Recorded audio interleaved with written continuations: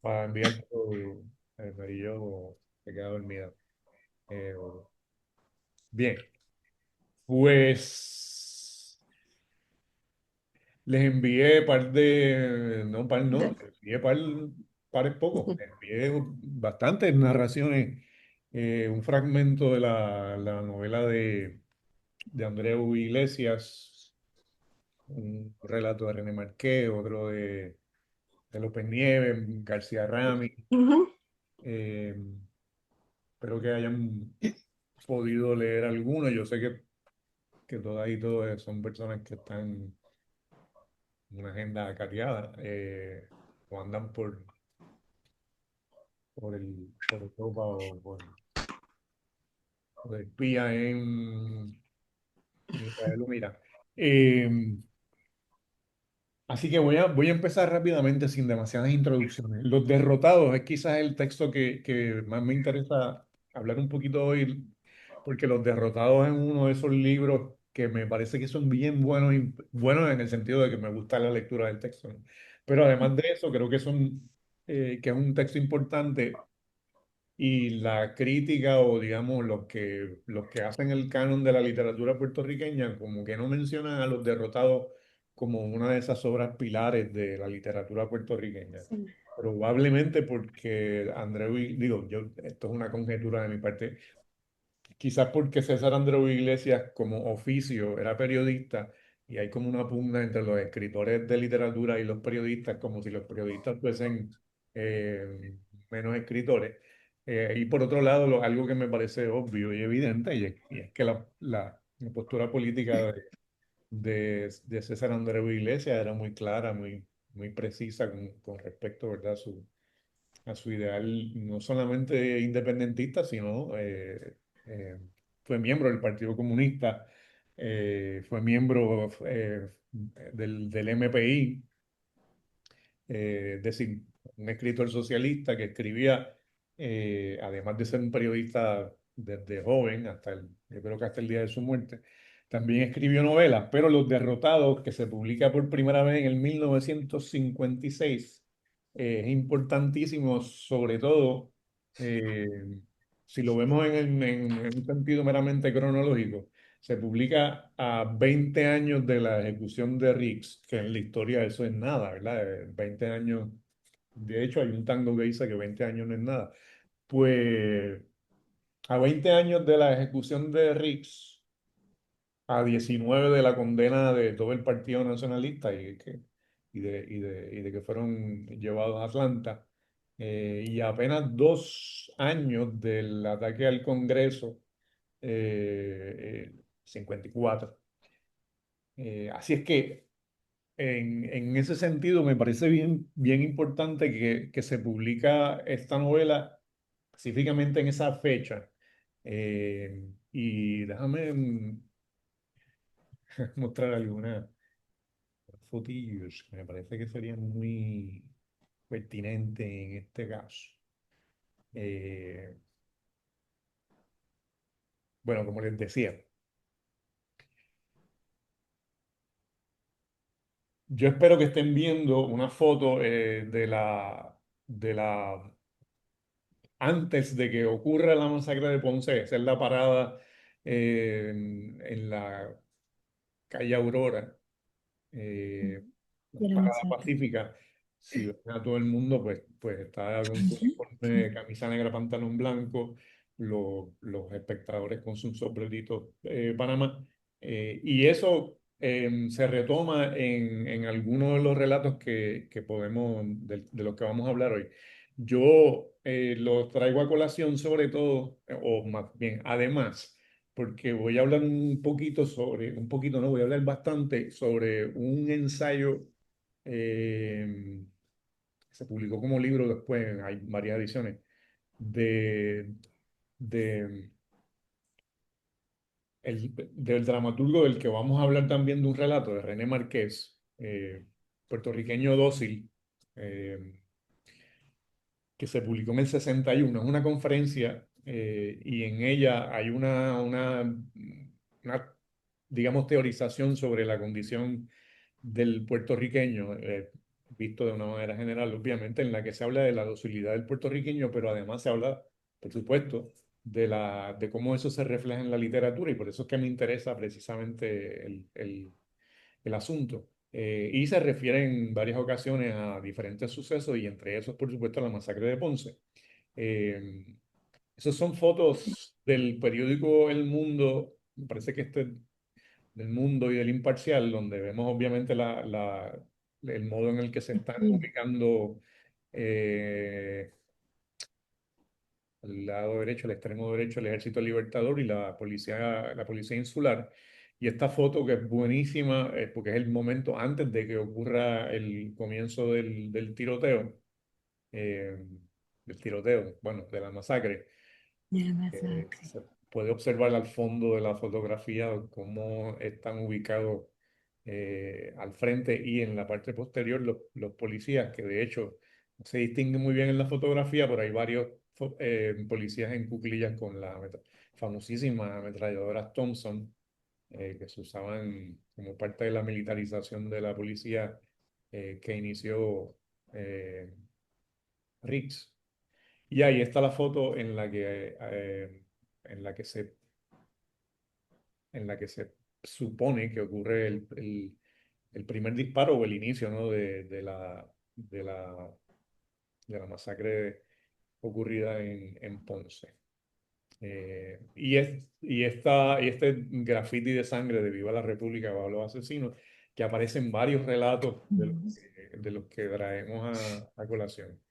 En el caso de la novela, el fragmento de la novela de Andreu Iglesias, obviamente no aparece el nombre de Bolívar Márquez, pero sí aparece un personaje dentro del mundo de la ficción que es hijo de la persona Bolívar Márquez, el que alegadamente fue el que escribió esta frase en la pared. Y entonces Andreu Iglesias ficcionaliza al respecto y luego hay otro cuento, el de Yolanda, me parece, el de Yolanda Arroyo, si mi memoria no me falla, que también hace mención de, de esta escritura con sangre. Entonces pasamos a el ataque a la fortaleza en 1950. Ese otro de los sucesos que se retoma en la literatura. De lo que vamos a hablar es de literatura a partir del 1956. Hoy pues terminamos con el siglo XXI, pero hoy vamos a hablar un poco sobre los años 50 y hasta los años 90 aproximadamente. Y ese ataque al Congreso es uno de esos sucesos que va a ser retomado por la literatura y visto de una manera a veces crítica y en otras ocasiones, eh, más o menos en el mismo tono que ocurre en la poesía de los años 30 con las mismas, digamos, casi el mismo universo léxico. Esto es una foto paradigmática de la ocupación de la Guardia Nacional de Utuado durante eso que algunos llaman la revuelta nacionalista, otros llaman la revolución nacionalista. Eh, Obviamente el arresto de civiles, incluyendo niños y niñas. Y hay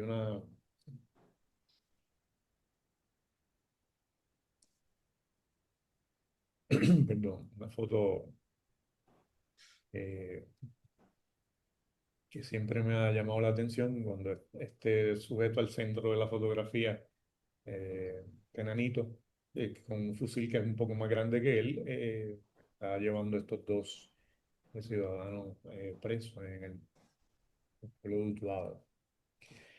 Ese es el portada de periódico El Imparcial, 1 de noviembre no, 31 voy a leerlo aquí, 31 de octubre me parece, del 1950. Eh, la fantástica primera plana de la aviación que bombardea el Mutuado, que de nuevo lo traigo a colación porque sobre todo René Márquez en el ensayo que vamos a reseñar se refiere a estos sucesos de una manera muy particular. También ahí tenemos eh, una decenas de arrestados, mujeres, hombres separados, obviamente, eh, de octubre del 50, la ocupación del pueblo, en este caso Utuado, por la Guardia Nacional. Y unos días después, en noviembre 1 de 1950, el titular del New York Times, que lo traigo porque es el periódico, digamos, paradigmático, ¿verdad? Como el modelo de periódicos en Estados Unidos, el New York Times, que aparece en esa primera plana el intento de asesinato o el intento de ejecutar al presidente de los Estados Unidos en la casa Blair, en donde estaba en ese momento mientras se estaban haciendo unas construcciones en la Casa Blanca. Eh, Ahí muere uno de los miembros del grupo nacionalista y un guardia. Memorable foto. Eh, Son los diagramas que aparecen en el periódico sobre cómo ocurrieron los hechos. Y por supuesto, en 1954, el ataque al Congreso, eh, Cordero, Rafaelito, Lolita, primera plana del New York Times, foto para la prensa. De nuevo, los diagramas, ¿no? De cómo ocurrió el suceso.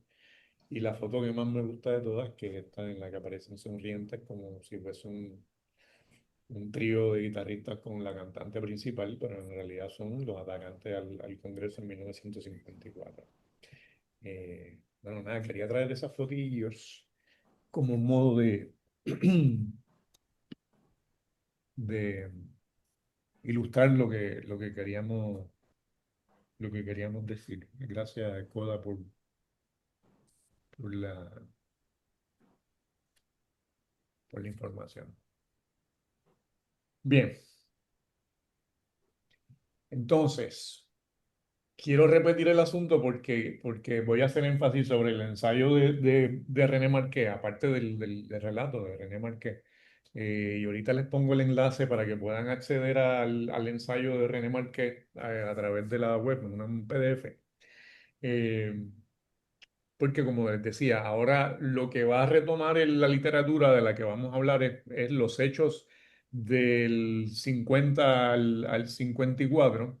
Me perdonan que a veces me pierdo, pero es que cuando aparece alguien que debo admitir, me pierdo porque yo nací en 1960, antes de que el hombre llegara a la luna, así que mi relación con la tecnología todavía muy difícil. Bueno, les decía. eh,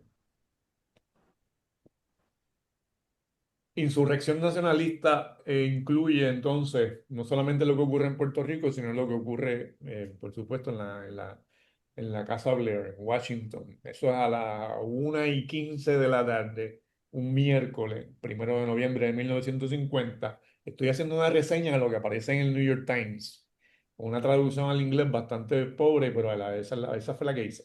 Un hombre que vestía de gris y camisa negra lanzó, esto fue antes de los ataques a la Casa Blanca. Un hombre en Nueva York ese mismo día lanza dos bombas en la oficina de trabajo del gobierno de Puerto Rico en la ciudad de Nueva York. Minutos más tarde, en una situación planificada de manera conjunta, es que ocurre entonces que dos puertorriqueños que se mezclan entre los empleados gubernamentales que estaban regresando de almorzar eh, atacan a la Casa Blair, que entonces es la residencia temporal del presidente de los Estados Unidos. Interesantemente, ese primer suceso que ocurre a las 1:15 de la tarde en Nueva York, que obviamente estaba asociado con lo que iba a ocurrir después en Washington, la persona que llevó a cabo ese acto, es decir, que lanzó bombas en la oficina del trabajo del gobierno de Puerto Rico en Nueva York. Nunca fue acusado, nunca se supo quién fue, por lo menos yo no sé quién fue, y la información que aparece en los periódicos es que nunca se supo quién fue. Eh, Así que eso es otro de los asuntos todavía a estudiarse. Bueno, el asunto entonces es que en esta residencia temporal donde está Harry S. Truman, de manera temporal es atacada por Griselio Torresola y Oscar Collazo. Como a lo mejor saben, ¿verdad? El resultado final fue que murió Torresola. También un oficial de la Casa Blanca que estaba en la Casa Blair, Leslie Coffey. Y como parte de eso también, obviamente, he herido Oscar Collazo, que primero es sentenciado a muerte y luego a cadena perpetua se le dio el perdón presidencial, me parece, en 1979, si mi memoria no me falla. Eh, Bien. Eso es en el contexto también obvio de que el Partido Nacional que estaba tratando de traer en la discusión en la Organización de Naciones Unidas el caso colonial de Puerto Rico. Después voy a hablar un poco más de otros contextos. Eh, Recuerden, esto es en el 50 y en el 53, un año antes de que ocurra el ataque al Congreso, es cuando la Organización de Naciones Unidas le cree a Estados Unidos que ha ocurrido un pacto, digamos, que acaba con la colonia y que Puerto Rico entonces como Estado libre asociado ha terminado con el colonial. Y en vista de que la comunidad internacional aparentemente acepta el asunto, pues los nacionalistas, eh, por esa razón, entre otras razones obviamente, van al Congreso a lo que José Luis González llamaba propaganda armada. Es decir, no van allí con el intento de derrocar al gobierno de los Estados Unidos, obviamente, sino que van a hacer este acto simbólico. Hago énfasis en esto de nuevo por lo que va a decir René Marqués en ese ensayo al que he hecho colación en varias ocasiones.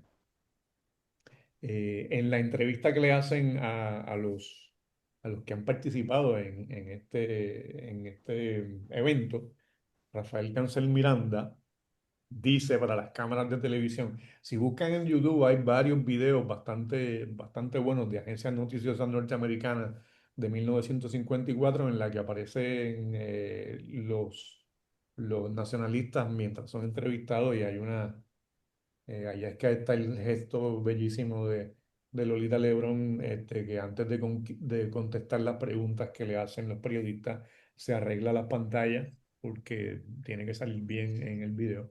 Se arregla las pantallas y dice una frase lapidaria, no vine a matar, vine a morir. Eh, Aparte de que hacen la admisión de los hechos, ¿verdad? Sí, vinimos, hicimos esto, vinimos a morir, no vinimos a matar. Me llama la atención que entre la información que aparece en la prensa de la época aparece el contenido de la cartera de Lolita. Interesantísimo. Un rosario, un crucifijo, una bandera de Puerto Rico y una nota que dice, cito, ante Dios y el mundo, mi sangre clama por la independencia de Puerto Rico. Doy la vida por mi patria. Este es un grito de victoria en la lucha por la independencia que por medio siglo ha luchado por la tierra que nos pertenece. Declaro que los Estados Unidos han traicionado los principios humanos sagrados con la subyugación continua de mi país, en violación de su derecho de ser una nación libre y en las torturas a nuestro apóstol de la independencia, don Pedro Albizu Campos. El hecho de que aparezca en esa, yo estoy leyendo lo que aparece en la prensa. Yo no estaba allí, por supuesto, a pesar de lo que puedan pensar, pero lo que dice la prensa es que el contenido de la cartera que llevaba Lolita incluía un rosario, un crucifijo, una bandera de Puerto Rico y esta nota. Llamó la atención sobre el rosario, el crucifijo y la bandera de Puerto Rico, porque como vimos sobre todo con los poetas y más que nadie con Matos Paoli, el asunto de la religión, el asunto del catolicismo, está bien presente en el nacionalismo albizuista en esos años.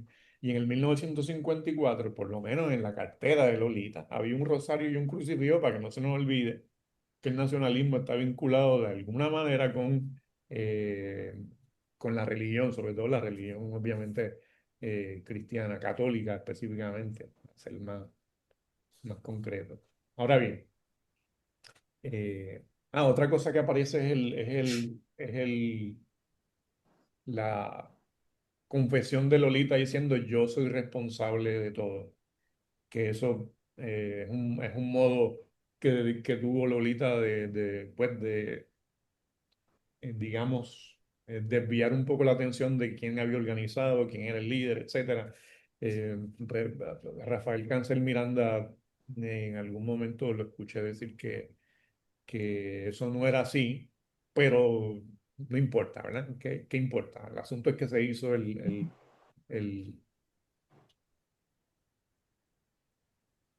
se llevó a cabo la misión, digamos. Bien, ese sería entonces el contexto histórico en el que se escribe esa novela, Los Derrotados, que ojalá hayan podido leer el fragmento que les envié, pero si no, yo más o menos se los cuento. Eh, pero hay otro contexto, ¿no? Aparte del contexto histórico, el contexto legal. Y eso lo traigo a discusión, a colación, precisamente porque estas personas que estamos mencionando, que vamos a mencionar rápidamente, Andreu Iglesias y René Márquez están publicando en el contexto siguiente. Algunos de ustedes que son aficionados de la historia habrán leído que el 11 de junio de 1948, antes de que ocurra, por supuesto, la Revolución Nacionalista, el gobernador de Puerto Rico entonces, Jesús T. Piñero, firmó una ley que hizo ilegal la advocación pública por la independencia de Puerto Rico. La advocación pública, por supuesto, si lo hacían en privado y alguien decía que lo había hecho, pues ya se hace público, ¿verdad? Eh, Perdón, esa es lo que se conoce como la Ley 53. Pero ¿qué se prohíbe, qué se ilegaliza en esta ley? Bueno, declarar, estoy citando por supuesto, delito grave, delito grave, no un misdemeanor ni nada por el delito grave, fomentar, abogar, aconsejar o predicar voluntariamente o a sabiendas la necesidad, deseabilidad o conveniencia de derrocar, destruir o paralizar el gobierno insular o cualquier subdivisión política de este por medio de la fuerza o la violencia y alejándose de la fuerza y la violencia, y el imprimir, publicar, editar, circular, vender, distribuir o públicamente exhibir con la intención de derrocar, paralizar o destruir el gobierno insular o cualquiera de sus divisiones políticas, cualquier escrito o publicación donde se fomente, abogue, aconseje o predique la necesidad, la deseabilidad o conveniencia de derrocar, paralizar o destruir el gobierno insular o cualquier subdivisión política de este, por medio de la fuerza o la violencia, así como organizar o ayudar a organizar cualquier sociedad, grupo o asamblea de personas que fomenten, aboguen, aconsejen o prediquen tal cosa y para otros fines. La amplitud de cosas que se prohíben desde el 11 de junio de 1948, pero hacer énfasis sobre todo, perdón, a cualquier escrito o publicación. Obviamente ahí están violentados los derechos a asamblea, los derechos a la libertad de expresión, etcétera, etcétera, etcétera.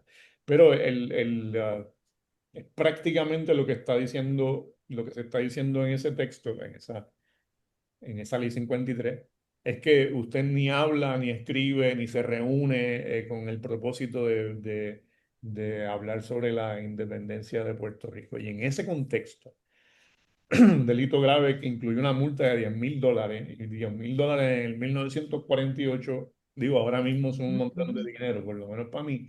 Pero imagínense en el 1948 una multita de $10,000 por escribir, publicar, reunirse de una asamblea o lo que fuese, ¿no?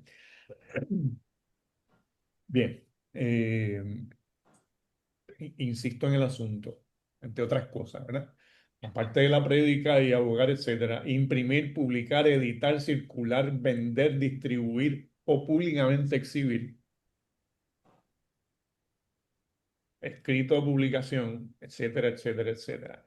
Lo interesante del asunto es que dice imprimir, publicar, editar, circular, vender, distribuir o públicamente exhibir con intención de derrocar o paralizar o destruir el gobierno insular. ¿Cómo es que se iba a destruir el gobierno insular con algo que usted iba a publicar, editar, circular, vender o distribuir? Esos son otros 20 pesos y no le interesa la ley, ¿verdad? Pero ahí está el asunto. La ley se derogó en el 1957, así que si usted publicó antes de 1957, como hizo René Marqués, como hizo Andreu Iglesias, lo que usted publicara podría caer dentro de las violaciones que la ley impone. Por eso es que lo traigo a colación. Es decir, eh, si hubiese ocurrido que alguien pensara que los derrotados en alguna medida, que un libro que estaba impreso y que se publicó y que se circuló y que se vendió y se distribuyó públicamente, si alguien hubiese leído el texto y dijera, bueno, pero ahí lo que hay es más o menos como una especie de invitación a derrocar el gobierno insular, o en su defecto, alguna obra de René Marqués, algún relato de René Marqués se pudo haber hecho esa interpretación. Y de hecho hay unas cartas maravillosas que se envían René Márquez y Luis Muñoz Marín, que vamos a ver ahorita, que son una delicia. Bueno, como les decía, la ley se derogó en el 57, así que publicar en el 1956 o 55 algún relato en el que los protagonistas sean o nacionalistas o radicales, era un acto de, vamos a decir, valentía, ¿verdad? Pero es un acto osado del escritor o la escritora que lo hubiese hecho. En una copia de la ley Smith en Estados Unidos en la misma época ocurría una terrible persecución ideológica y por supuesto en la colonia se hace lo mismo. Eh, McCarthy. y ahí está entonces la figura que les decía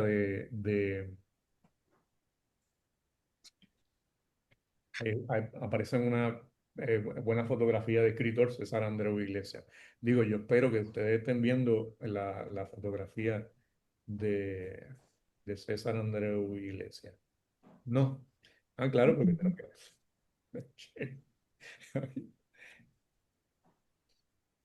ese es el gran Ella César. sí. Eh, en la biografía de César Andreu Iglesias que hizo Eric Fromm, George Fromm, Eric, era un psicólogo de un clásico. César Andreu Iglesias, que es un escritor, como les decía ahorita, un periodista vinculado sobre todo con la izquierda en Puerto Rico. Eh, y además el dato, como les decía, que es, además de eso, un excelente escritor. Mi director de tesis, Jaime Giordano, un profesor y poeta chileno que dirigió mi tesis, decía que Los Derrotados de Andreu Iglesias eran una de las mejores obras del realismo socialista en América Latina. Y yo no sé, a eso podemos discutirlo quizás en otro momento, ¿verdad? Pero ciertamente es una novela que debería estar en el canon de la literatura puertorriqueña. En ese momento en el que se publica la novela Los Derrotados, César Andreu Iglesias, que como les decía, es un periodista, aparte de fundar revistas y trabajar en periódicos, era un miembro del Partido Comunista.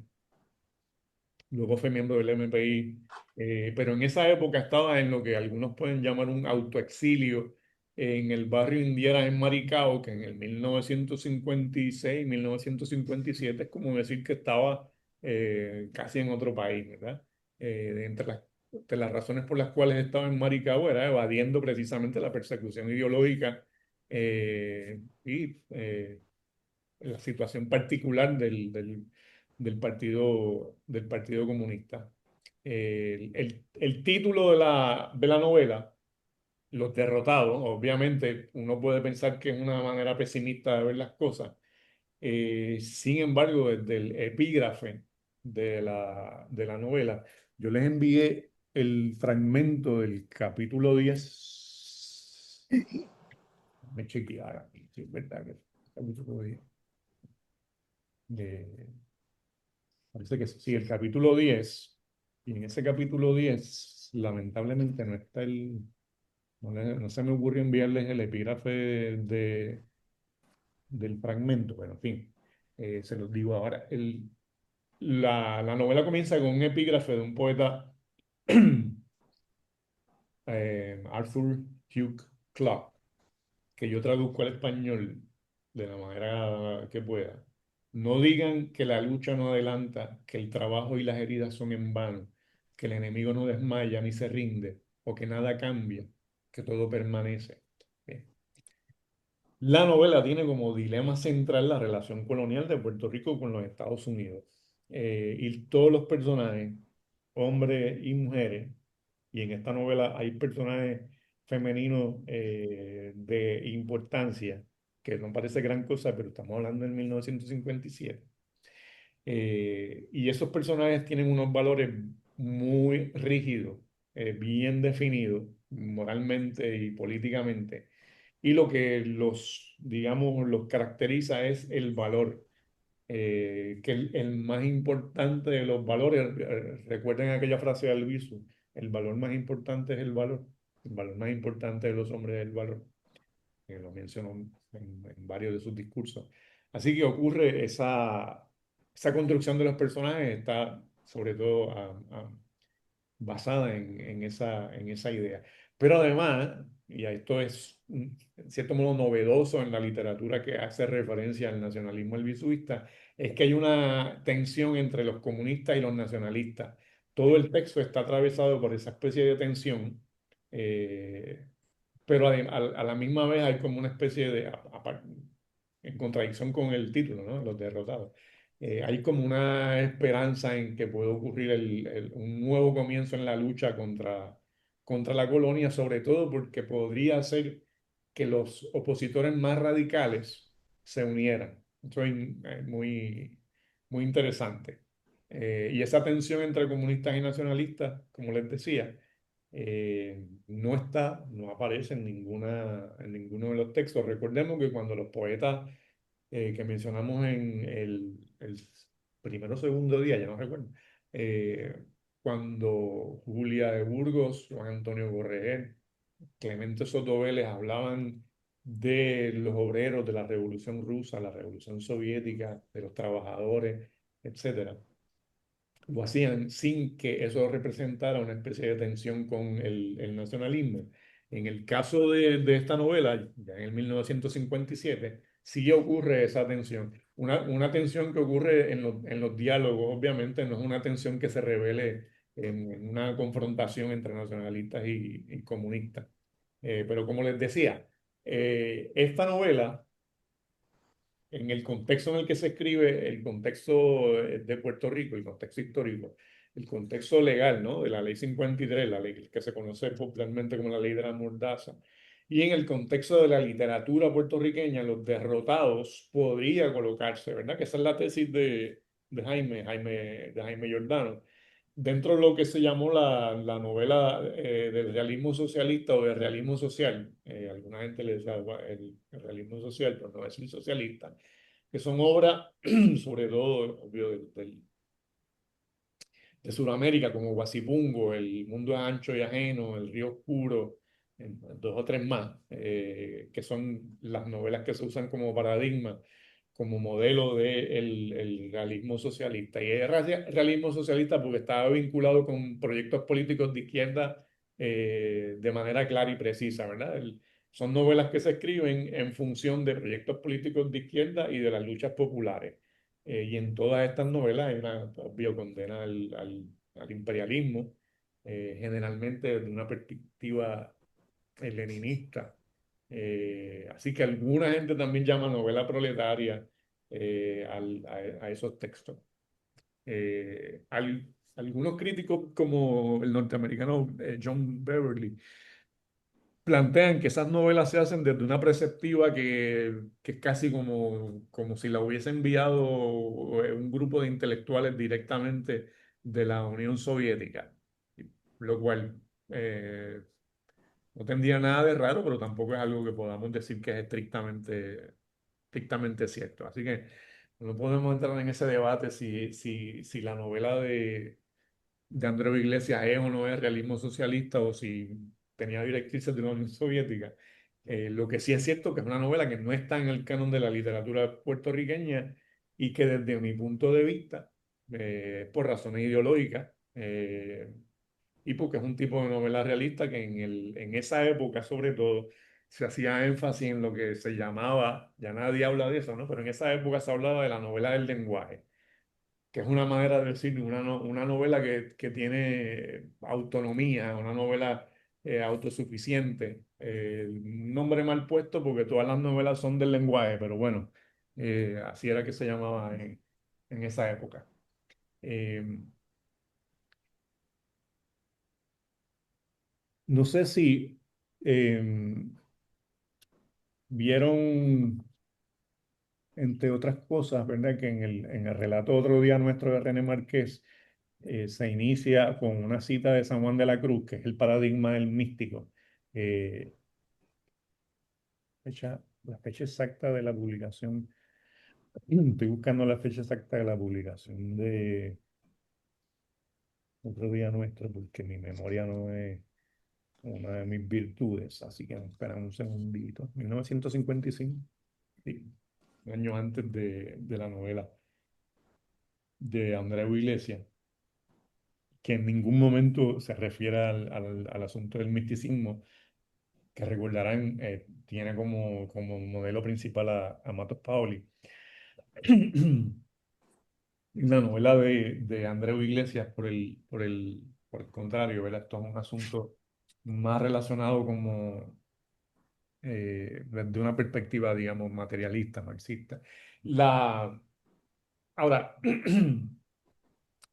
es quizás el primer texto narrativo, no estoy hablando de otro género, es el primer texto narrativo que representa a los nacionalistas y que tiene una visión crítica de los nacionalistas. Es decir, literatura crítica del nacionalismo, pero sobre el nacionalismo. En ese sentido se podría decir que es el primero. Eh, ¿Qué piensa Andreu Iglesias del nacionalismo albizuvista? En la novela, estoy hablando de la novela específicamente. Hay ensayos en los que es mucho más claro, por supuesto. Bueno, el nacionalismo se concibe, o más bien el nacionalismo concebía la revolución como un acto valeroso de un pequeño destacamento de hombres y que toda revolución ha sido obra de una minoría desprendida y heroica. Bueno, eso aparece en la novela como una especie de resumen que se puede hacer en la novela, pero en su libro Independencia y Socialismo dice exactamente eso como lo acabo de decir. Cito de ese ensayo de Andreu Iglesias. Su teoría de la revolución, es decir, el nacionalismo, tiene en su teoría de la revolución, no toma en cuenta relaciones de clases y fuerzas sociales, ni la necesidad de organizar a las masas. Cierro la cita. Si recuerdan los poemas de Julia, de Juan Antonio Correr y de Clemente Soto Vélez, en ese sentido, en la poesía de los años 30, en la poesía que podemos llamar nacionalista albizuvista, porque son gente que pertenece al Partido Nacionalista, esto no es necesariamente así. Es decir, en esa poesía sí había una cuestión relacionada con las clases, con las fuerzas sociales, con la organización de las masas, pero lo que dice Andreu Iglesias en el contexto de los años 50 es que eso no ocurre. Bien. Eh, pero ese es uno de los temas de los derrotados, es la incapacidad que tiene el nacionalismo para la organización y movilización de las masas populares. Bien, entonces, les hablo, no sé si tuvieron ocasión de leer ese capítulito 10, pero les hablo entonces de una manera muy eh, reducida, ¿verdad? Es cuestión de tiempo. Eh, en la novela hay un personaje que se llama Marcos Vega, que es un nacionalista. Está arrestado por un intento a un ataque contra un general norteamericano, Kelly, personaje de ficción, obviamente. Y además que trata de incendiar unos tanques de gasolina en la base Dillon, que si uno lee la novela, pues más o menos parece como la base, como Buchanan, más o menos por la localización, etcétera. Pues este Marcos Vega está preso porque ha intentado ejecutar a este general Kelly o llevar a cabo un acto de sabotaje en la base de Dillon. Y además se encuentra preso Paco Ramos. Y Paco Ramos es como digamos, el personaje con el que se establece ese diálogo tenso. Paco Ramos es un líder sindical arrestado durante una huelga y es a través de ese sindicalista, ese personaje que se llama Paco Ramos, que más o menos uno puede decir que ahí está la argumentación de Andreu Iglesias. Lo que escribió en Independencia y Socialismo, lo que después escribe en Independencia y Socialismo, está en esta novela a través de la voz de Paco Ramos. Ese personaje, en uno de los diálogos que establece con Marcos, Marcos el nacionalista, Paco el sindicalista, cito, dice Paco, el socialista, el líder sindical, tú solamente piensas en la patria, Marcos, y la concibes como algo místico. Para mí la patria es un edificio en construcción y sin herramientas no se puede construir. Yo creo que hay que orientar al pueblo porque sin el pueblo no se puede edificar la patria. Cierro la cita. Eh, ahí me interesa sobre todo por la metáfora del edificio, que después lo retoma José Luis González en ese libro de ensayos que causó una gran polémica, El país de los cuatro pisos, que también se usa esta metáfora del edificio. Yo no sé si José Luis González saca la metáfora del libro de Andreu Iglesias. Eh, y hay otra cosa interesantísima. En la novela, Andreu Iglesias recrea es como si fuese una especie de tesis, ¿verdad? Cuatro errores de la insurrección del 50. Eh, lo dice en la novela y de manera muy interesante lo resume en Independencia y Socialismo, que se publica un poquito después. En ese ensayo es como si estuviese haciendo una paráfrasis de su novela. Cuatro errores básicos de la insurrección del 50. Número uno, es incorrecta la teoría del nacionalismo albizubista y es imposible que tuviera éxito porque no contaba con el apoyo de las masas, entiéndase sobre todo la clase obrera. Número dos, al no existir una situación revolucionaria, la insurrección tomó por sorpresa al pueblo, facilitando una campaña de represión contra todo el movimiento de liberación nacional. Número tres, la acción llevada a cabo por los nacionalistas completó su aislamiento no solo entre las masas populares, sino también entre los sectores independentistas. Y número cuatro, el rechazo, lo que Andreu Iglesias llama el terrorismo. Terrorismo precisamente es la acción que se llevó a cabo sin contar con esas primeras tres características, tres cuestiones. Eh, bien, ese sería, digamos, el resumen de manera atropellada, ¿verdad? Que estoy haciendo del texto de los derrotados. Ahora, me interesa y déjenme ver si puedo eh, de una vez enviarles a ver si lo tengo por aquí, el enlace al ensayo que les decía ahora de, el texto de René, digo René Marqués, pero no René como si yo lo hubiese conocido. Es que uno le coge cariño a los escritores. Y les pongo entonces en el chat el enlace electrónico y así después hay nada que hacer en este fin de semana o de aquí al martes y pueden leer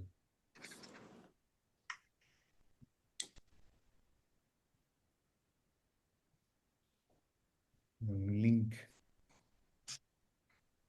ensayo. Denme un segundito, por favor. Ok, perfecto.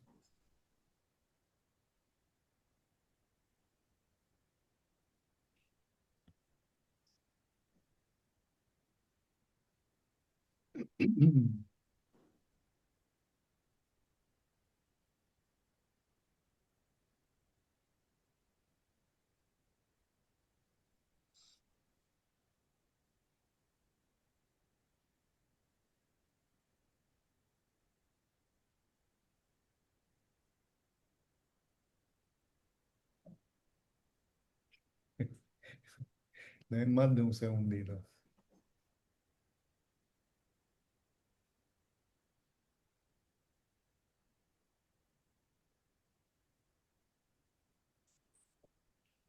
Tremendo. Bien. Voy a tener que enviar por correo electrónico.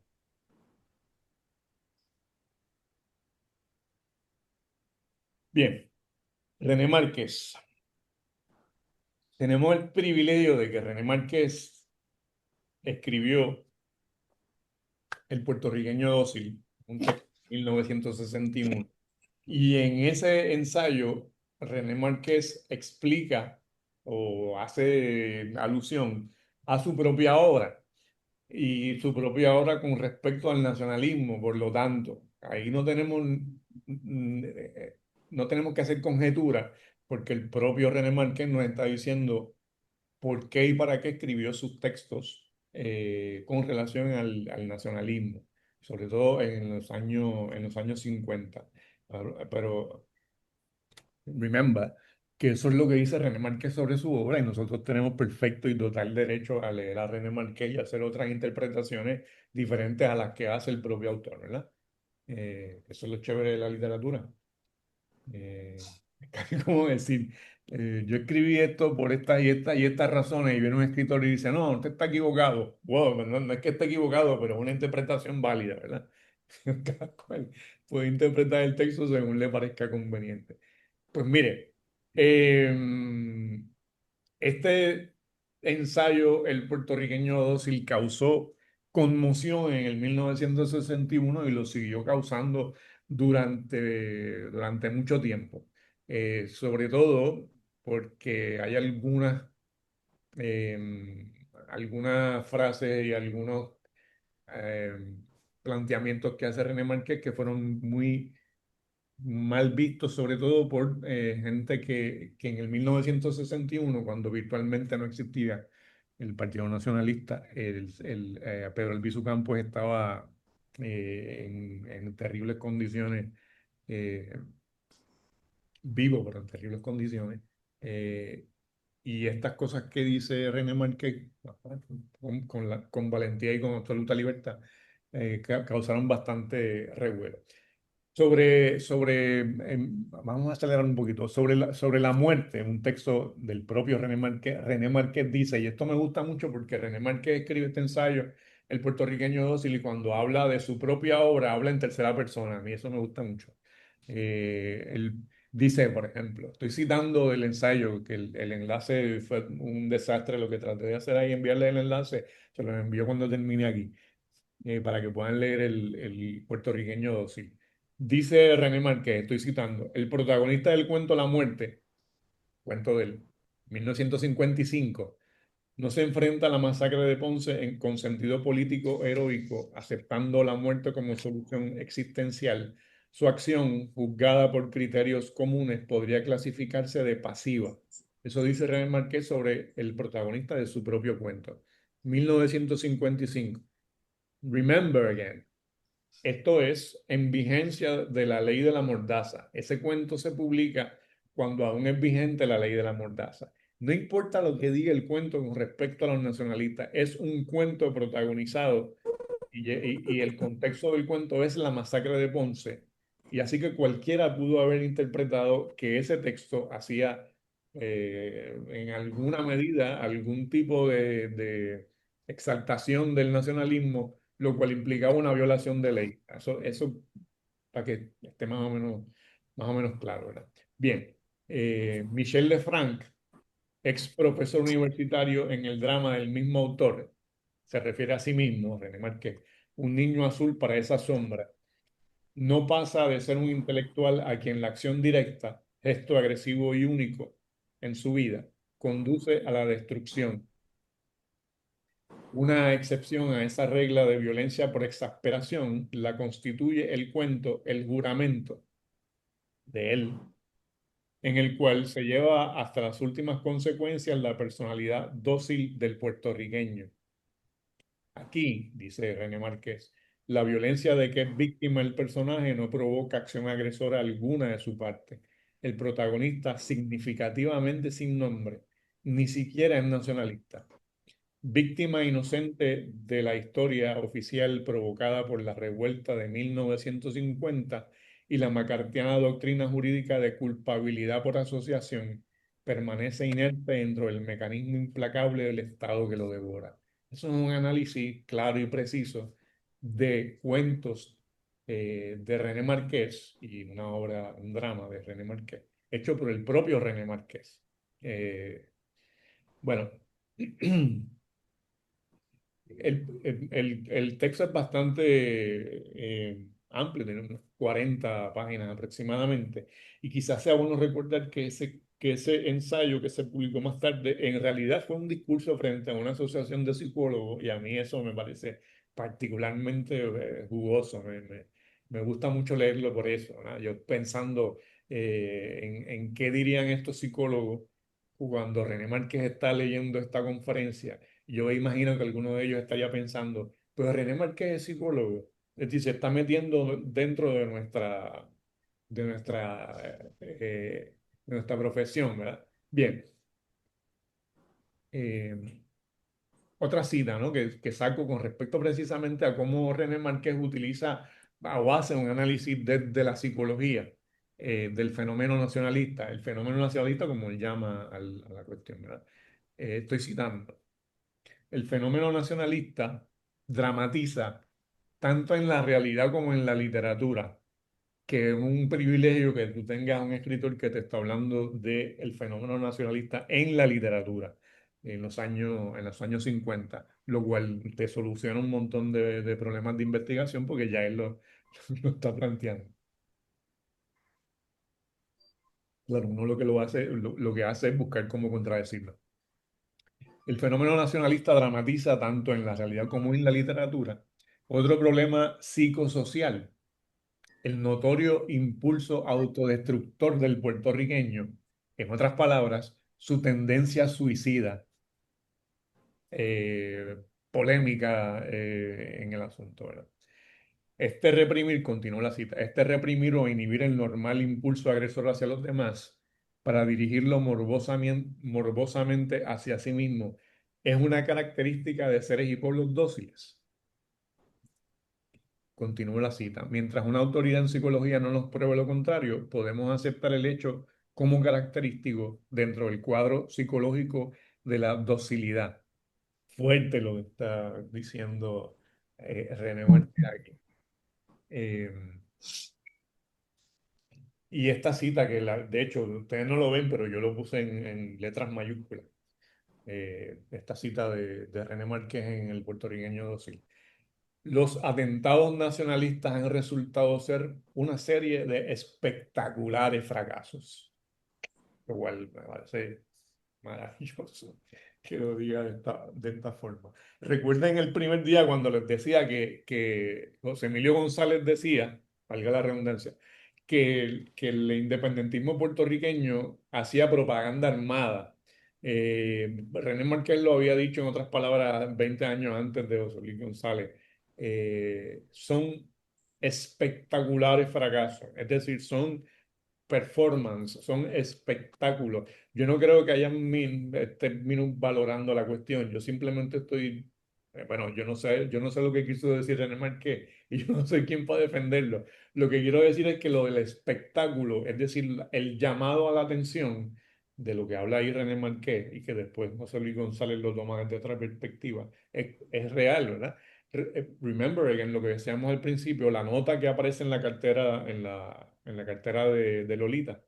Yo no vine a matar, vine a morir. Y lo que quieren hacer entonces, lo dice la propia nota, es llamar la atención sobre la situación colonial puertorriqueña. Así que sí, es un espectáculo, no en el mal sentido de la palabra, que llama la atención sobre el hecho. Pero en fin.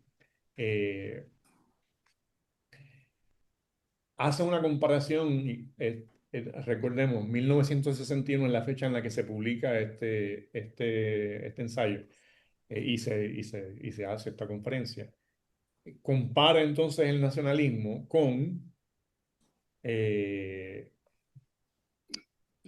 el planificado, metódico y eficaz terrorismo político de la clandestinidad argelina, que estaba en guerra con la metrópoli, era con Francia, o del movimiento libertario chipriota ante el errátil, antimetódico e inútil, suicida, en fin, terrorismo del nacionalismo puertorriqueño. Cierro la cita. Fuerte. Bien. En el ensayo nos habla también del complejo de martirio. Si leemos los textos, eh, complejo de martirio, si queremos complejo de martirio, basta leer a Francisco Matos Paoli, en donde toda la simbología está relacionada precisamente con Cristo y el martirio. Y en el poema, iba a decir, en el cuento que les envié de René Marqués, precisamente, Otro Día Nuestro, toda la simbología esta del sacrificio y del martirio está presente en el texto. De hecho, el texto se inicia, no sé si tuvieron tiempo para leerlo, con unos versos de San Juan de la Cruz, y San Juan de la Cruz es el paradigma de la poesía mística. Para mí, el más grande poeta en lengua española, sin otra luz y guía, sino la que en el corazón ardía. Es la cita con la que se inicia Otro Día Nuestro. Ese es del poema Subida al Monte Carmelo. En una noche oscura, con ansias en amores inflamadas, salí sin ser notada, estando ya mi casa sosegada, a oscuras y encelada por la secreta escala disfrazada. Oh, dichosa, que es un poema erótico que todo el mundo dice que es un poema místico porque es el alma que sale en busca de, de Dios. En fin, bueno. eh, Sigo con René Márquez y el ensayo de Marras. El complejo del martirio del nacionalismo albisuista se introduce, nos dice René Márquez, en el cuento Otro Día Nuestro,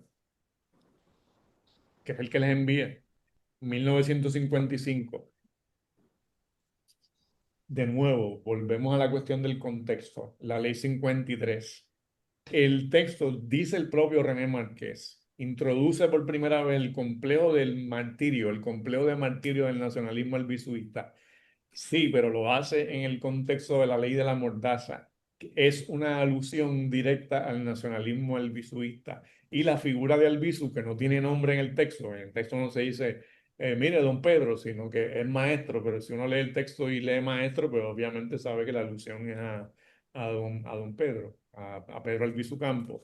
Este texto pudo haber sido una violación a la ley 53, precisamente porque la figura que aparece ahí, que vista 6 años después, él dice, es el primer cuento que introduce el complejo del martirio. Sí, pero cuando uno lee el cuento, no puede interpretar el texto, de hecho, como un homenaje a la figura de Albizu Campos, que mantiene ahora digo yo, y yo no soy psicólogo, pero psicólogo es Domingo que está ahí, Domingo, mantiene, mantiene digamos, es un sujeto en total dominio de sus emociones, de su bondad, aún dentro del contexto en el que se encuentra, ¿verdad? En arresto domiciliario y en unas condiciones infrahumanas. Ese personaje, el maestro, es un personaje digno. Así que hay que verlo en el contexto en el que se fue escrito. Y se reitera sucesivamente en el teatro con Palm Sunday, 1956, igual, situación similar, todavía está vigente la ley de la mordaza. Y recuerden que este es René Márquez hablando de su propia obra en tercera persona, y específicamente sobre Palm Sunday, que es una obra de teatro que se escribe en inglés por primera vez.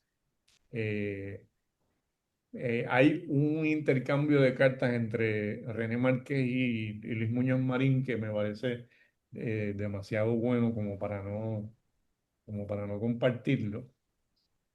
Eh, claro, sí. Encuentro ahora de lo sé, para que vean las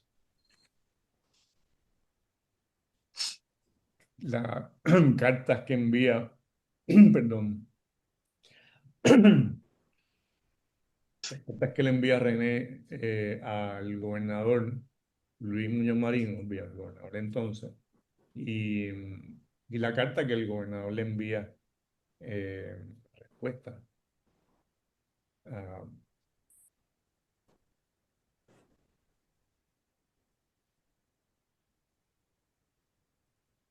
a René Márquez. Oye, por cierto, les puso una foto elegante de Andrés Iglesias y no les compartió una foto elegante de René Márquez.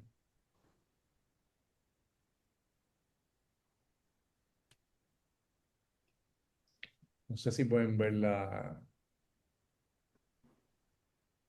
foto clásica de escritor ahí reflexionando. Bien, esta es la carta, no sé si la ven, alguien me puede hacer así como que la ve. Bien, Ujú.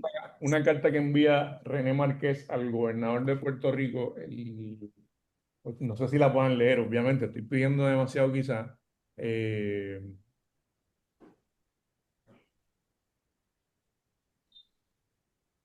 un poquito difícil leerla, pero bueno, esta carta la envía René Márquez a Luis Muñoz Marín, dirigida por supuesto a la fortaleza. Eh, y es con relación precisamente a Palm Sunday y a la puesta en escena de la obra escrita en inglés.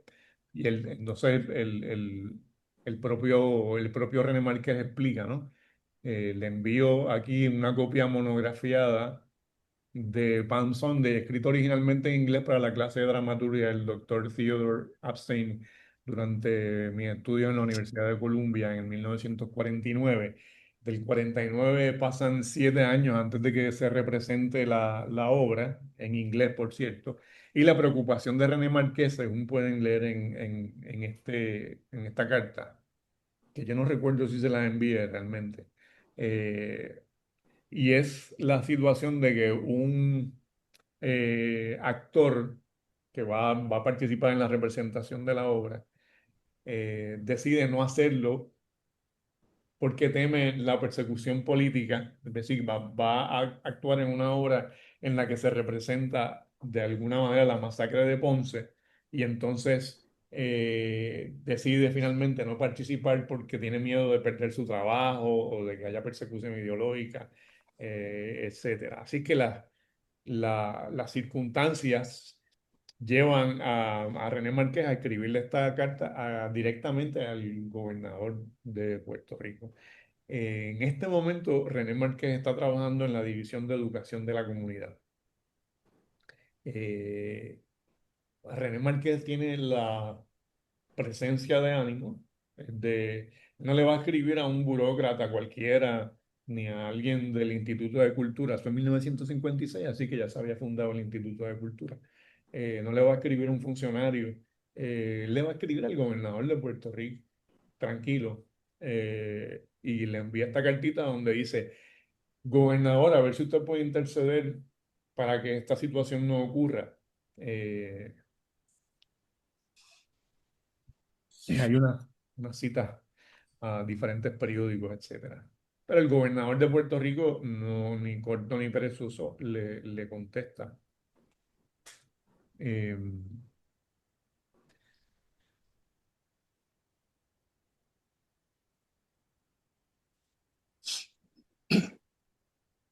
el 26 de junio de 1956, todavía vigente la ley de la mordaza, por cierto, el gobernador de Puerto Rico, el poeta Luis Muñoz Marín, poeta, poeta, lo digo de manera irónica, aunque tiene un par de poemas buenos. Sí. El gobernador de Puerto Rico le contesta a René Márquez, señor René Márquez, División de Educación de la Comunidad, etcétera. Estimado René, muchas gracias por tu carta y fíjense en la familiaridad con la que el gobernador le escribe a René Márquez, que ha escrito con deferencia al gobernador, pero el gobernador le contesta como pana, ¿no? Muchas gracias por tu carta del 4 de junio informándome sobre la reacción a la producción de tu obra Palm Sunday que leí en estos días. Y hace entonces Muñoz Marín una crítica literaria. Los méritos de la obra no son los mismos de otros escritos tuyos, según tú mismo reconoces. Francamente, no creo que ayuda a entender toda la situación que rodeó el episodio histórico de que trata. El gobernador de Puerto Rico, Luis Muñoz Marín, periodista, por cierto, antes de ser gobernador de Puerto Rico, excelente periodista, que fue el primer, eh, sin duda, el primer puertorriqueño que escribió una reseña sobre una obra de ciencia ficción en la historia literaria de Puerto Rico cuando trabajaba en Pueblo Hispano. Y hizo una reseña de RUR, que es la primera obra de ciencia ficción conocida, de Karel Capek, con un escritor checo, checoslovaco. Y el gobernador, obviamente era un periodista joven entonces, escribió una reseña sobre RUR porque la vio en Nueva York, cuando guiaba por Nueva York en su vida de bohemio, de fumador de coca, antes de entrar a la vida política. Y aquí está haciendo nada más y nada menos que una crítica literaria de Palm Sunday de René Márquez contestándole al autor. Francamente no creo que ayude a entender toda la situación que rodeó el episodio histórico de que trata, que es la masacre de Ponce, y de eso sabe Muñoz Marín, que estaba en Puerto Rico en esa época y que escribió un par de artículos condenando la masacre de Ponce. Bien, independiente de todo esto, sin embargo, creo que un empleado de nuestro gobierno que se abstenga de actuar en una obra teatral por temor a represalias, de que sus jefes le está imputando a este gobierno prácticas y mal redactado, pero en fin, gobierno prácticas y actitudes que confío solo existen en su imaginación y que repudio enérgicamente. Bien, esto es de un cinismo espantoso, ¿no? Este hombre está diciendo, el gobernador de Puerto Rico, está diciendo, mientras está vigente la ley de la mordaza, que el miedo que pueda tener un empleado de gobierno que se abstiene de actuar en una obra teatral por temor a represalias, no ocurre en el gobierno que él administra y que esas vainas solamente existen en su imaginación y que si acaso ocurrieran en la repudia de manera enérgica. Bien, con mis saludos personales y buenos deseos, me suscribo y firma Luis Muñoz Marín.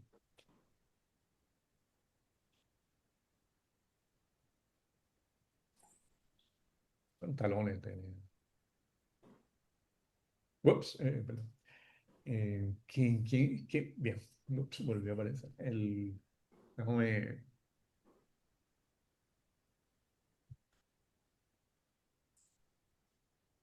Bueno,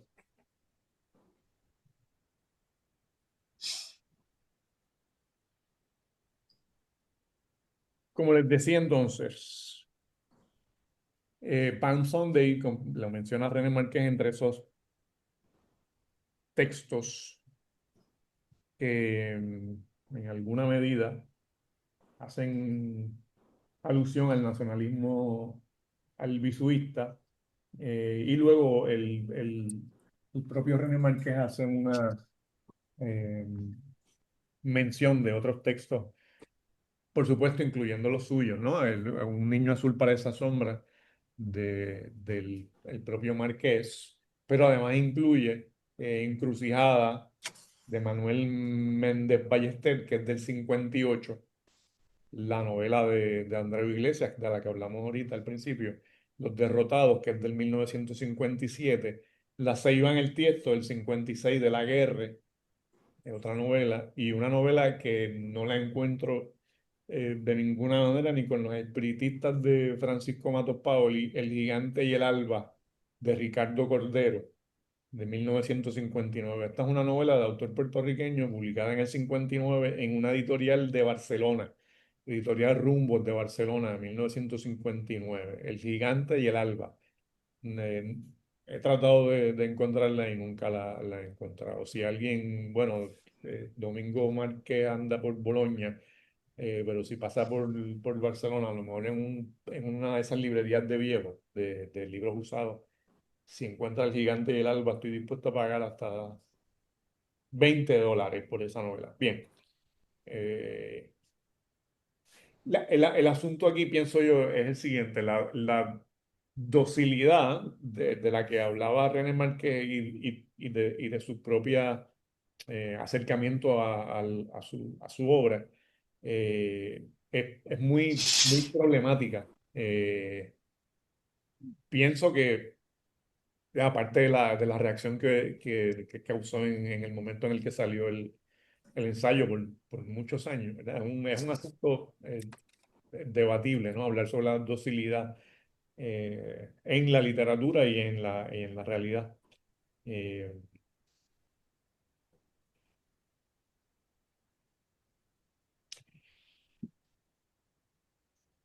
Bien, voy a saltar algunas cosas.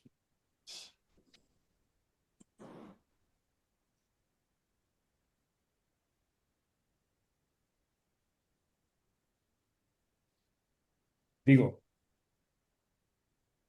en la década del 50 y principios del 60 probablemente habría que discutirlo, habría que verlo con más detalle, ¿no? Pero en esa generación del 50 precisamente, y no necesariamente en los que menciona, lo que acabo de mencionar, que menciona René Marqués,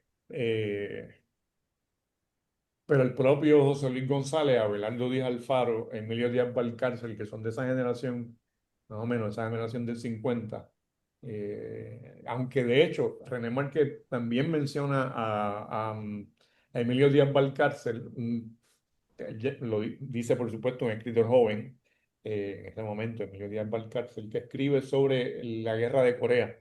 Pero es para hacer énfasis de nuevo en la docilidad, porque el personaje en cuestión del cuento sobre la guerra de Corea de Emilio Díaz Valcárcel es un personaje dócil, ¿verdad?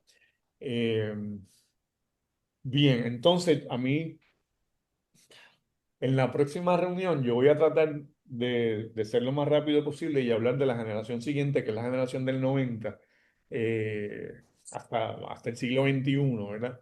Eh, Hay dos antologías, la de Efraín Barradas, que se llama Palabramiento, Cuentos Puertorriqueños de Hoy, y En el Ojo del Huracán, una nueva antología de narradores puertorriqueños, de Mayra Santos y Ángel Darío Carrero.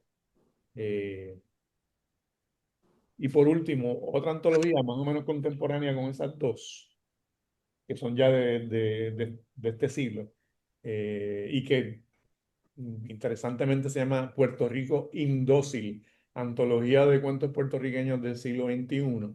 Eh, Se publicó, me parece que en España, no lo anoté aquí, de Martín Sevillano. Eh, yo puedo decir que en el puertorriqueño indócil, esa antología, no hay ningún texto que de alguna manera contradiga la postura de René Marqués. En ninguno de esos textos muestra a personajes que no sean dóciles en el sentido, digamos, de sus posturas ideológicas o políticas. Pero eh, yo quisiera, si es posible, hay un no estoy diciendo con eso que no es una antología de calidad, estoy diciendo que, no, que el título del puertorriqueño indócil como que no se sostiene con el corpus de los cuentos, pero eso es otro asunto. Yo quisiera entonces el martes próximo para finalizar la serie si tienen tiempo para leer el cuento de López Nieves. López Nieves es conocido sobre todo por quizás el performance literario más exitoso en la historia de la literatura puertorriqueña, que fue la publicación de Seba en el 1985 en el periódico Claridad, que se publicó poquito antes del Día de los Santos Inocentes, por cierto, más o menos en Navidad que se publicó sin ninguna indicación de que era un cuento y que causó un revuelo increíble en esos años, en el 85 porque se leyó el cuento como si fuese una real investigación de la resistencia puertorriqueña contra la invasión norteamericana en el 1898. No sé cuántos de ustedes estén familiarizados con ese cuento de Luis López Nieves, pero es un evento que causó mucha discusión en el 85 y en adelante. De hecho, tengo anécdotas buenísimas del periódico Claridad donde se publicó cuando se enteraron de que eso no era una investigación histórica, sino un cuento. Hay anécdotas muy graciosas y otras que no tienen nada de graciosas y que son muy seria. Pero lo traigo a colación porque ese texto, Seba, y el que les envié la semana Sí. pasada, están relacionados con una visión alternativa de la historia. El cuento de López Nieves que les envié, que se llama La muerte del presidente, no sé si tuvieron tiempo de leerlo, pero es una maravilla en la que el presidente de la República es Pedro Albizu Campos, la vicepresidenta es Lolita Lebrón y el enemigo, digamos, un enemigo, por cierto, relativamente pasivo, es Luis Muñoz Marín, que en ese relato no es otra cosa que un pobre periodista ya envejecido prematuramente, que decide entonces hacer un acto para él heroico. Pero no les voy a contar el cuento porque si no lo han leído, pues no se lo voy a contar y les voy a quitar entonces la oportunidad de leerlo y de sorprenderse. Pero yo quisiera entonces iniciar el martes con ese relato y hacer alusión obviamente al resto de los relatos que les envié para finalizar con dos novelas que les voy a enviar las fichas y algún fragmento tremendo. La dejé una novela de reciente publicación, que no soy yo el autor, para que no estén pensando que voy a dar mi propia novela. Eh, y así entonces terminamos, y entonces concluyo obviamente con una especie de hipótesis sobre el nacionalismo albisuista a través de la literatura. Si alguien tiene algún comentario, una duda, un consejo, una petición, eh, Una pregunta. mm, Marillo, Marillo, dime. ¿Cómo, qué cuento tú quieres que leamos, sí, de Luis López Nieves? La, ¿Cómo mu- se llama el cuento? la muerte del presidente. Mira, déjame ver. Ok. Porque siempre estoy hablando de memoria y yo no sé por qué yo confío en mi memoria. No debería. Eh, yo les envié una semana de 7 días de Magali García Rami. No les envié algunos que me parecieron execrables, como el de Felipe Medina. Pero la muerte del presidente, sí, se la envié. Para iniciar el martes con ese. Y obviamente hablamos de los otros y de esas dos novelas que les voy a enviar ahora la información. ¿Alguna pregunta, Grace? Ah, Grace, vi la Sí, foto nítida de... sí. Tengo un comentario sobre la novela y es que los invito a que la lean. Es para mí, la considero de verdad de muy buena calidad, comparado de que él no era un novelista, eso no era lo que él hacía, él era un escritor y era un escritor ensayista. Y lo más que llama la atención es cómo él recoge una época y Lo de obviamente los derrotados. presentando los derrotados, presentándolo de una manera sencilla, pero es como un caleidoscopio de lo que fue la época del 50 que a mi entender, ¿verdad? Si fuéramos a pensar como una época de oro, creo yo que quizás eso fue debut y despedida en la economía y en este país, por la calidad de muchos pintores, por la calidad de la literatura y así sucesivamente. Sí, Pero en términos de la temática, así que van a ver desde los nuevos ricos, desde la visión de represiva hacia las personas que abogaban por la independencia, los cambios de roles en términos sociales, tanto la cuestión de pues la mujer abriéndose camino o mayormente cambiando su posición en la sociedad, es muy interesante. Lo único que yo diría es que relacionado a la tesis de él, si es mi hijo o mi hija que va a sacrificarse por una causa, pues obviamente yo no estaría de acuerdo. Y hay otro elemento, él tiene toda la razón. Tú no puedes tirar a unas personas a sacrificarse de esa manera si no tienes un proyecto político o no tienes un cambio real. Pero si lo vemos desde otra perspectiva, podemos decir que estamos precisamente hablando de esto por el ejemplo que sentaron, porque los pueblos necesitan quizás mitos a los que agarrarse y que obviamente, si lo vemos de una forma, yo no sé si podemos decir más romántica, es una forma justa de aquilatarlo, pero si la vemos desde esa perspectiva, pues obviamente el valor de esas personas que hicieron esos actos, que de entrada sabíamos que iban a morir, inspira y seguirá inspirando nuevas generaciones, pues a pesar de que yo puedo estar de acuerdo con la postura política y práctica de Andreu Iglesias, por el otro lado, pues veo la otra cara de la moneda y digo, pues, lamentablemente, si tú vas a trascender, ¿verdad? Y quizás si hubiéramos pensado en nacionalismo sin esos hechos y sin esos actos políticos armados, ¿estaríamos hablando de él hoy en día?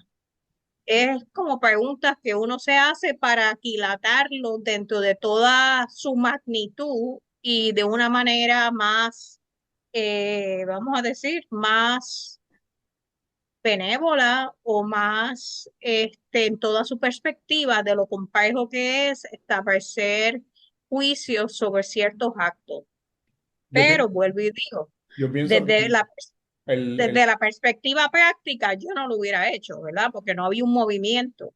el, pienso que la novela de Andreu Iglesias no pertenece al canon de la literatura No se puertorriqueña, oye, no se oye. meramente por razones ideológicas, Mm. porque es una buena novela, es decir, aparte de lo que se propone en la novela en términos, digamos, de la tensión ideológica entre nacionalistas y socialistas, entre el personaje, por ejemplo, de Marcos y de Paco, el sindicalista y el nacionalista. Eso está muy bien construido como novela, ¿verdad? Así que en términos estéticos, digamos, es una buena novela. En el contexto de la novela hispanoamericana, sigue siendo una buena novela, se sostiene.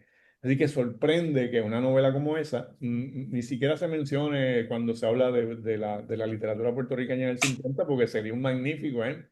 de la literatura puertorriqueña de esos años. Ahí hay también un uso de unos recursos de novela policíaca interesantísimos, pero además, si a uno le interesan las cuestiones ideológicas, eso en 1956 eh, adelanta precisamente las características principales del movimiento independentista posterior de los años 60, la creación del MPI, por ejemplo, y la formación del Partido Socialista Puertorriqueño y cómo se vincula el independentismo con la izquierda, no con el nacionalismo, sino con la izquierda a partir de esos años. Y él lo tiene, él más o menos lo prevé, ¿no? En este texto. Es bien bueno, es complejo en muchos sentidos, complejo en el buen sentido de la palabra, ¿verdad? No es que es difícil, porque de hecho, como periodista al fin, el dominio que tiene Andreu Iglesias del discurso es periodístico, ¿verdad? Muy claro, muy diáfano, es sin ripio, ahí no hay metáforas de ningún, o sea, no es lo que intenta, ¿verdad? Pero es una excelente novela. Yo siempre estuve de acuerdo, ¿no? Obviamente, cuando leí la novela estuve de acuerdo con Jaime Giordano cuando decía que es un gran ejemplo de realismo, de novela de realismo socialista latinoamericano. Sí, tienes razón, pero eso no es lo que se dice en la crítica, ¿verdad? Me refiero a la crítica literaria.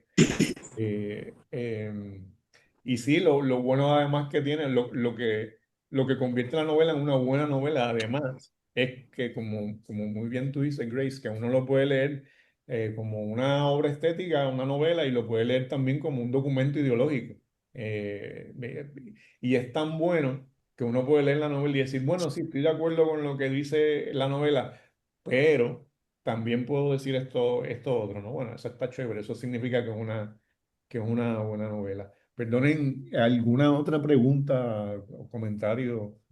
Rafa, mira, es Coda, hola, buena. Ah, Mira, saludos. estoy compartiendo en el chat lo que escribió César Andrego a la muerte de Albizu. Eso no es su única evaluación sobre Albizu, Claro, estoy hablando de la novela, claro.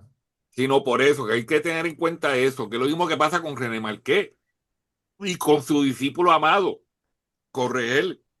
Muchos de ellos le señalaron, mira, hubo esta limitación, hubo esta limitación, hubo esta limitación, pero a la larga todos consideraron y le entendieron como la conciencia nacional de Puerto Rico y como alguien, como dice el mismo Correr, un lujo de la historia. Ujú, Y René Marqués también añadir un pequeño dato que no se puede chotear mucho, porque hay gente que todavía está viva. René Marqués también siguió en la lucha por la independencia armada. René Marqués guardaba armas y daba apoyo a la gente que estaba haciendo lucha armada en los 60. O sea, que el hecho de que René Marqués escribiera El puertorriqueño 12, yo creo que es destruible y no me importa. Sinceramente, creo que es un, ¿sabe? Es un insularismo llevado a, ¿sabe? A la N potencia. Pero, ¿sabe? Porque padece del mismo pecado del insularismo. Quiere definirnos desde lo poquito. ¿Sabes? Y con todas sus notas al calce y demás, es una cuestión, un problema de él, existencial de René Marqués. sí, Pero también tuvo los pantalones en su sitio para poder saber apoyar la lucha por la independencia. sí, Y re- además ¿sabes? que no solamente eso, sino que el texto está hablando del puertorriqueño dócil, pero Mm, cuando él hace las comparaciones que hace son en el contexto en el que está hablando de la lucha, por ejemplo, en Argelia. Y lo que está diciendo es, por ejemplo, ojalá, bueno, eso lo estoy diciendo yo como una conjetura, ojalá lo que ocurre en Puerto Rico se parezca a lo que ocurre en Argelia, es decir, una lucha armada organizada. Ahí hay una frase no la mencioné, pero él dice algo así, estoy haciendo una paráfrasis, de plan ejecutado, éxito ejecutado. Es decir, esta gente, cuando él hace la analogía, ¿no? con Argelia, Chiprota, eh, no recuerdo ahora exactamente con quién más menciona, está haciendo precisamente la analogía porque le parece que lo bueno sería que la organización de actos de esa índole estuviese al nivel, ¿verdad?, de la lucha en Argelia. Yo pienso que cuando los planteamientos sobre la docilidad que hace René Márquez fueron problemáticos en esa época y lo siguen siendo para alguna gente. Yo creo que el sistema de vida supera bastante al insularismo. El insularismo es realmente insufrible en cualquier época y en Eso cualquier... no te lo discuto, está bien, ¿sabes? Pero lo que pero- quiero señalar es que aún estas personas, el mismo César Andrés o el mismo René Marqués, no renegaron de la lucha nacionalista y René Marqués no renegó de la lucha armada. Y hay una posible tesis que no se discute lo suficiente. ¿Qué pasó con los socialistas que no supieron unirse al nacionalismo? Porque se pone lo contrario, que Albizu no supo supuestamente unirse al a la lucha socialista. Pero ¿qué pasó con los socialistas que no supieron unirse? Si ellos sabían lo que era el mapa de trabajo, o sea, si ellos conocían que Irlanda se combinó el nacionalismo y el socialismo, ¿qué pasó con los socialistas puertorriqueños que no supieron unirse? Y Ujú, hay que ver entonces el trabajo de Zapa, de Santiago Iglesias Pantín y el Partido Popular de ocupar los espacios sindicales en Puerto Rico. O sea, porque no solamente fue una limitación del nacionalismo, también pasó con el socialismo. Y ojo, no, Santiago Iglesias Pantín perdió mucho del apoyo sindical por su lucha antiindependentista. Lo que pasa es que con el apoyo de las uniones gringas ganó elecciones y demás, pero la historia de Santiago Iglesias Pantín y ese supuesto sindicalismo que no era independentista es uno de los mitos que hay que saber también desconstruir al respecto. ujú. Sí. Recordemos, obviamente, que estamos haciendo el análisis de la literatura, ¿verdad? Por eso Ujú. cuando hacía referencia a los ensayos, como por ejemplo La independencia y el socialismo de, de Andreu Iglesias, o como dice José Escoda, lo que escribe Andreu Iglesias a la muerte de don Pedro, de Albizu Campos, eh, hay que sopesar el asunto, el reconocer en el caso de los derrotados, ¿no? De reconocer esa tensión entre nacionalistas y socialistas en la novela, no significa necesariamente un rechazo a la figura de Pedro Albizu Campos y lo que significa la lucha nacionalista. Ahora bien, igual me parece que en los textos de René Marqués, su posición estética con respecto al nacionalismo, sí hay una crítica al nacionalismo. En su ensayo es durísimo con el nacionalismo, pero no lo hace desde el repudio absoluto, por supuesto. Por eso es que hago énfasis sobre todo. Esto se escribe durante la ley de la mordaza. Así que a mí me parece, ¿verdad?, que hay un acto de valor ahí, no implícito, sino explícito. Por eso decía con el relato de René Márquez que les envié, que no importa que él diga, el propio René Márquez diga que eso es una vocación de sacrificio, una cuestión suicida, sí, pero tú estás escribiendo sobre el maestro en el momento en el que es ilegal hacer ese tipo de referencia. Y escribirle a Luis Muñoz Marín me parece también como un acto de René Márquez, una especie de, mira, hay una ley de la mordaza, pero yo te voy a escribir esta carta y este es el problema que hay, mira a ver lo que tú haces, ¿no? Eh, eh, eh, Eso es lo chévere de la literatura, ¿verdad? Que permite esas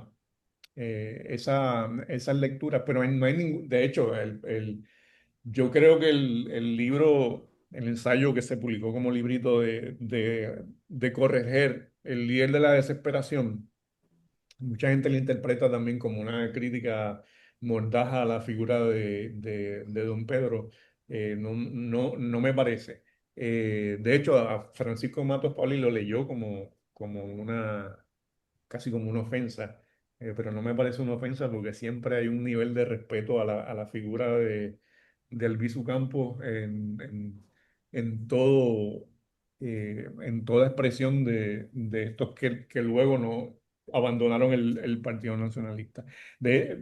Cuando uno lee, por ejemplo, los libros de Carlos Pavón, sobre todo el último con respecto a la historia de la izquierda en Puerto Rico, se da cuenta de que este discurso que separa casi de manera diametral la izquierda puertorriqueña del nacionalismo solamente existe, como diría muchos Marín, con respecto a la persona que no quiso actuar en la obra de René Márquez porque lo perseguían. Solamente existiría en la imaginación del historiador que lo escribe, porque eso no sucedió. No hay una escisión total entre la izquierda y la figura de Albizu Campos y el nacionalismo, sobre todo con el ejemplo de la radicalidad. Uno de los planteamientos que hacen los derrotados es precisamente que una de las posibilidades y una de las esperanzas de la lucha es la posibilidad de que socialistas y nacionalistas, por su radicalidad, estuviesen juntos en la lucha por la independencia. But remember again, yo estoy hablando de la literatura, ¿verdad? Yo no estoy diciendo que Los Derrotados es un ensayo, es una novela, pero que yo como lector puedo decir, Los Derrotados, una de las cosas que propone, los personajes de Los Derrotados proponen lo beneficioso que sería la unión entre la izquierda y el nacionalismo. Entonces, claro, yo digo, en la poesía eso ocurrió antes. En los años 30 los poetas tenían eso bastante claro. Una tesis que es discutible, obviamente, ¿verdad? Pero me parece que Correger, Julia de Burgos y hasta el más vanguardista de ellos, Clemente Soto Vélez, lo tenían bastante claro. Podía ser nacionalista como eran ellos y podía pensar entonces en la necesidad de la visión o la inclusión de la lucha de clases y el trabajador y los trabajadores como clase de vanguardia en esa misma lucha. ¿Algún otro comentario que no quiero tampoco abrumarlos con mi metal de voz? ¿Algún otro comentario? Gracias, José. Gracias, Iris, María Magdalena creo que quiere decir algo. Magdalena. Que muchas caritas. Ah, mírala aquí, María Magdalena. María Magdalena, saludos. ¿Puedes abrir el micrófono que no se oye? ¿No se oye? Hello. Ahora. Ahora, Es que yo estaba, cuando estaban hablando de si era o no conducta suicida, eh, análisis, a mí eh, tengo la dicha, el honor de que estuve cerca de Lolita Lebrón. Yo lo que pienso de que lo que sí sucedió fue que fueron acciones desesperadas, porque nosotros como que veníamos de tantos ataques, bueno, desde el 98, con el idioma, con lo de Utuado. Yo no me había dado cuenta de fuerte que había sido esto hasta que leí La guerra contra todos los puertorriqueños de Nelson Denis. De verdad que era, y yo lo viví en carne propia también, porque yo viví la época que no se pensaba de Puerto Rico. A nosotros nos paraban los la policía, si teníamos una banderita en el carro, o sea, siempre, aunque ya no existía eso, nos denunciaban por algo, pero no por la banderita, pero si la teníamos, yo sabía que nos iban a parar. O sea, que eran unas cosas que eran tan fuertes, y esto para mí fue como que una acción desesperada, las acciones de ellos no suicidas, sino que necesitábamos eso, lo necesitábamos para levantar esta voz y esta conciencia de que somos otra cosa, que no somos norteamericanos, de que somos una nación. Eso por un lado, y por otro, pues nada, ese era mi comentario, pero que no recibí Rafael, ninguna lectura para hoy, no recibí las lecturas, y pues me acuso que tampoco las pedí, ¿y las porque las que me dio estuve la bien. semana pasada? No, bueno, hasta donde yo tengo fueron los poemas, pero ahí no están lo de hoy. No, Yo pues, también, yo tampoco lo recibí. Yo pues, tampoco. pues fue un error de mi parte. Fue un error de mi parte que será subsanado inmediatamente. Cuando yo cierre aquí, voy a enviar esos relatos. Yo lo recibí. Qué barbaridad. Mala mía.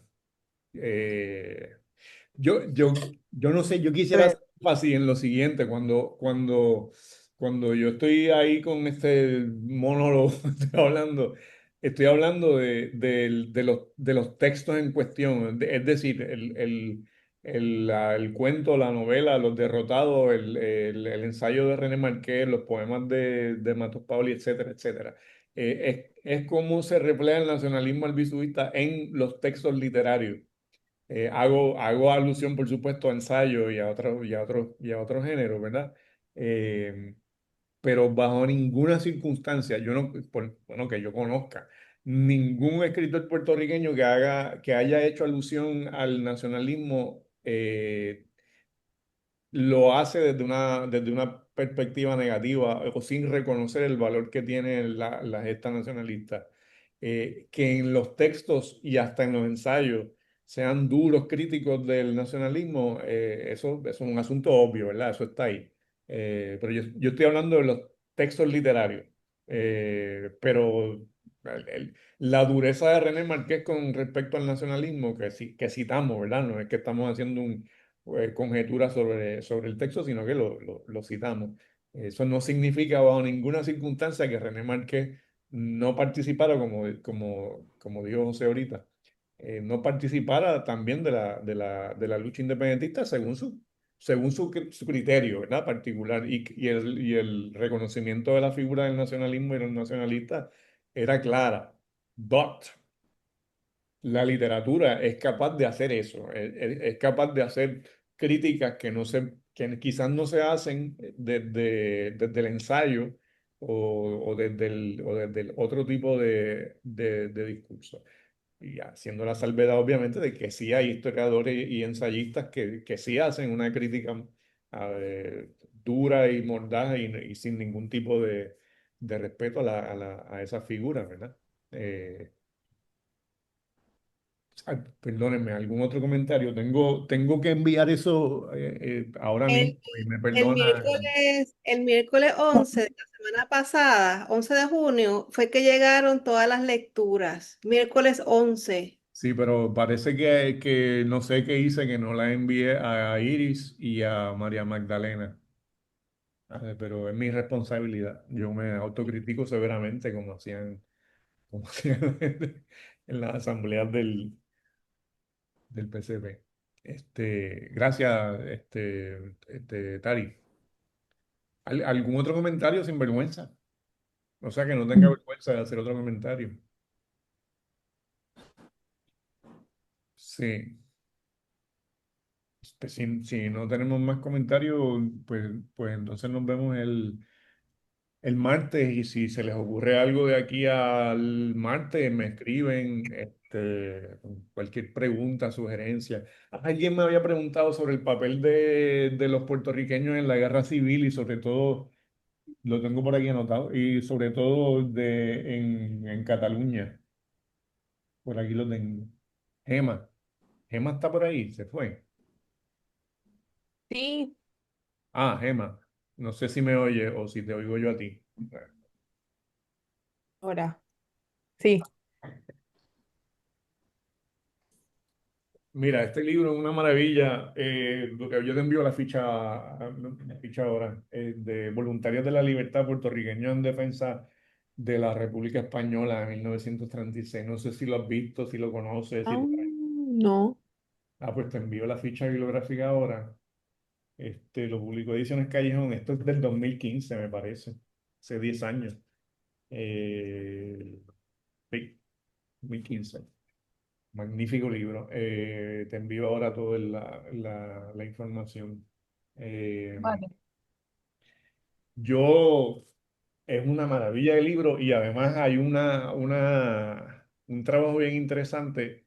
Y obviamente eso es una historia que todavía se puede escribir muchísimo sobre ella. Sobre todo, uno de los planteamientos que se puede hacer de esa unidad de la izquierda y el nacionalismo que no se dio por muchas razones, no porque necesariamente Albizu Campos era anticomunista, o etcétera, etcétera. Eso es discutible. Hay discusiones públicas que no son las mismas que las discusiones privadas, etcétera, etcétera, etcétera. No tenemos mucho tiempo para discutir eso. Pero hay la cantidad de anarquistas y de socialistas no vinculados al Partido Socialista de Santiago Iglesias Pantín, que participaron en la guerra civil, fueron eh, significativo. Obviamente para Puerto Rico, ¿no? Con una población como la de Puerto Rico, era una cantidad bastante importante. La mayoría de ellos a través de Estados Unidos, de Nueva York sobre todo, pero muchos estudiantes universitarios puertorriqueños en España se integraron al nacionalismo, a la guerra civil, y muchos nacionalistas se integraron a la guerra civil, lo cual también desdice la cuestión del hispanismo fascista del Partido Nacionalista, que es uno de los grandísimos disparates de algunos historiadores, incluyendo al expresidente de la Universidad de Puerto Rico. Que, que piensa que porque se usa un uniforme ya uno es fascista. Pero había, en este libro hay una información muy valiosa. Los últimos puertorriqueños que abandonaron España durante la Guerra Civil lo hicieron precisamente desde Cataluña, obviamente, por razones obvias, ¿no? Pero lo que quiero decir es que hubo mucho tiempo que estaba un grupo de puertorriqueños específicamente en Barcelona, combatiendo con la República. Hay un caso, eh, Carmelo Delgado, que fue herido en combate y lo llevaron a la embajada. Buscaron la presencia del embajador de los Estados Unidos, eh, porque es ciudadano americano, que era ciudadano americano Carmelo Delgado, y entonces él dijo, no, yo no quiero ninguna relación, ni con los Estados Unidos ni con el fascismo, y lo fusilaron, obviamente. No fue que le dijeron, usted es un héroe. Lo fusilaron. Fue una gran cantidad, no sé por qué, de hermanos, anarquistas y socialistas, que se fueron todos a combatir en España. Eh, mi, mi, mi viejo tenía un primo, Fernando Mol González, primo por parte de madre, eh, que combatió allí, y es una figura novelesca. Fue herido en combate, vino con un fragmento de bala en el cráneo, y se desmayaba, de momento, y hasta que un día se desmayó y no se volvió a despertar. Y su entierro fue narrado en la radio, porque ningún cura quería hacer una misa ni podía ser enterrado en un cementerio, porque era rojo, porque había firmado un papel de pertenencia a- al Partido Comunista, y en Puerto Rico nadie lo quería enterrar porque los cementerios son tierra sagrada y no iban a enterrar en rojo. Hasta que un cura puertorriqueño, que en esa época debía haber uno en Puerto Rico, un cura puertorriqueño en Barrio Obrero, lo aceptó en la iglesia, y aceptó entonces, hacerle, ¿no?, toda la exequia a este Fernando Mol González. Pues estoy hablando mucho, pero el asunto es que este libro, es muy bueno, es muy bueno. Ahora, un libro sobre el papel de los puertorriqueños específicamente en Cataluña, ese es un libro que hay que escribir. Y que y debe haber bastante información, porque los últimos que estuvieron en España fueron precisamente, digo, por razones obvias. Barcelona fue la última en caer, ¿verdad? En en Cataluña. Eh, Uno de los planteamientos que alguna gente hace es que hubiese pasado si esos puertorriqueños que se fueron a combatir a la guerra civil en España se hubiesen quedado en Puerto Rico y hubiesen combatido en Puerto Rico por la independencia. Pero eso son, ¿verdad?, conjeturas. Está chévere como para hacer literatura, pero pues eso no fue lo que ocurrió. Y alguna gente también plantea que una de las molestias, ¿no?, una de los silencios relativos del nacionalismo con respecto a la guerra civil era precisamente, bueno, pero tampoco le vamos a decir a todos los nacionalistas que se vayan a España, porque nos vamos a quedar sin guerra, ¿no? Lo cual a mí me parece que tiene perfecto sentido, ¿verdad? Como tú le vas a decir a los nacionalistas, dale, pues vamos a defender a la República Española, y nosotros nos quedamos entonces sin... En fin, es una historia interesante. Te envío la ficha bibliográfica tan pronto terminemos aquí. ¿Algún otro comentario, duda, queja? Pues si no, nos vemos el martes. ¿Parece bien?